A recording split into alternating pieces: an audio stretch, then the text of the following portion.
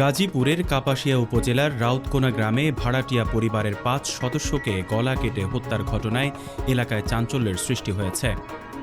শুক্রবার ৮ মে গভীর রাতে এই হত্যাকাণ্ডের ঘটনা ঘটে।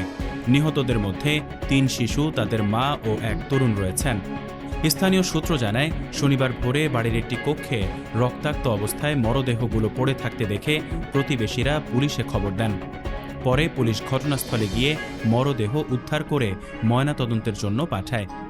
জানা গেছে, নিহতরা কাতার প্রবাসী মনির মিয়ার বাড়ির ভাড়াটিয়া ছিলেন। প্রাথমিকভাবে ধারণা করা হচ্ছে, ভাড়াটিয়া ফোরকান মিয়া তার স্ত্রী, ৩ সন্তান ও শ্যালককে গলা কেটে হত্যা করে পালিয়ে গেছেন। ঘটনার পর থেকে ফোরকানিয়া পলাতক রয়েছেন। কাপাসিয়া থানার ভারপ্রাপ্ত কর্মকর্তা ওসি মোহাম্মদ শাহিনুর আলম ঘটনার সত্যতা নিশ্চিত করে বলেন, একই পরিবারের ৫ জনের মরদেহ উদ্ধার করা হয়েছে। হত্যাকাণ্ডের কারণ উদ্ঘাটনে তদন্ত চলছে। কি কারণে বা কারা মারতে পারে? আমার মনে হয় যে আমার যে বোন জামাই আছে, সে জামাইটি কালকে আমার ছোট ভাইরে ফোন দিয়ে নিয়ে আইসে, মারিয়ে ফেলাইছে। আমরা এনে আইসে দেখে ৫ জন লাশ পড়ে আছে। ঘটনার পর পুরো এলাকায় আতঙ্ক বিরাজ করছে। হত্যাকাণ্ডের রহস্য উদ্ঘাটন ও অভিযুক্তকে দ্রুত গ্রেপ্তারের দাবি জানিয়েছেন স্থানীয়রা।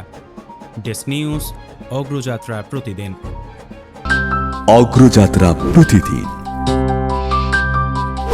নির্ভীক প্রত্যয়ে উজ্জীবিত।